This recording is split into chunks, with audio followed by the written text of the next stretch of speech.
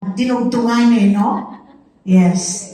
Kasi, di ba, baka mamaya may relationship na that is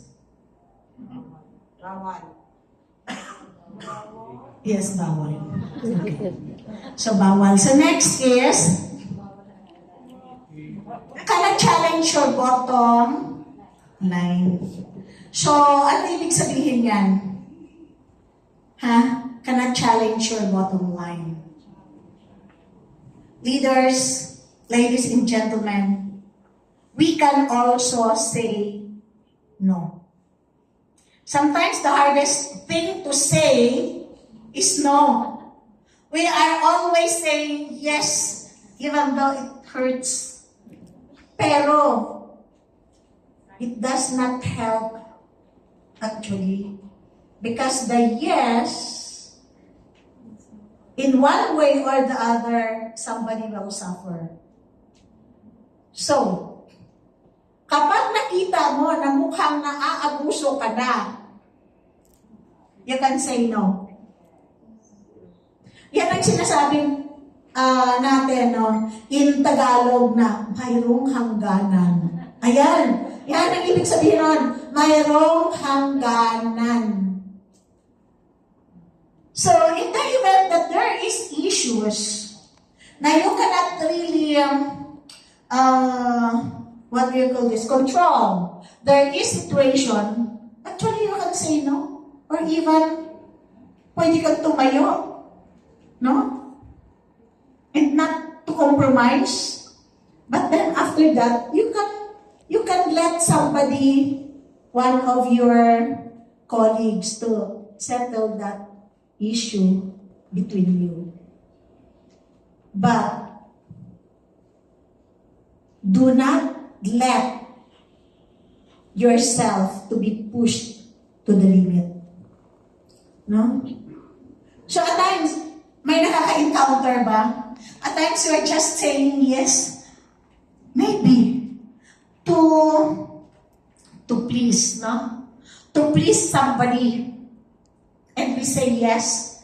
But as what I mentioned at the end of the day, it will give us trouble. And the relationship with the teammates is at stake.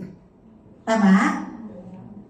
So you can always say no. Don't be afraid. Yun ang sabi. Don't be afraid to say no.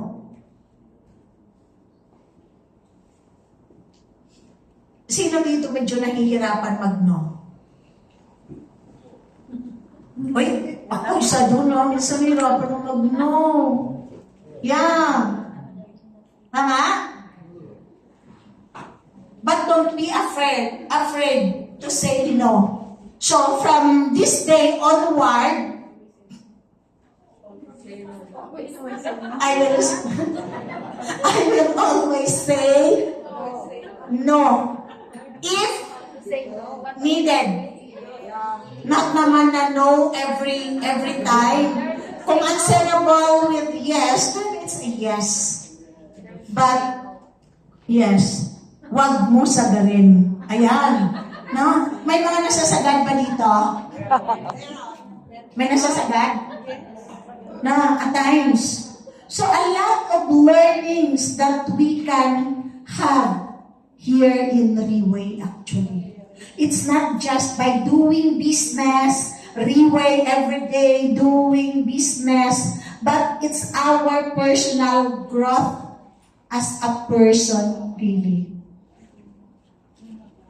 We grown a lot for those people who are here for the past few years. We grown a lot. Right? Right. Yes. So next is, do not talk too much. Again.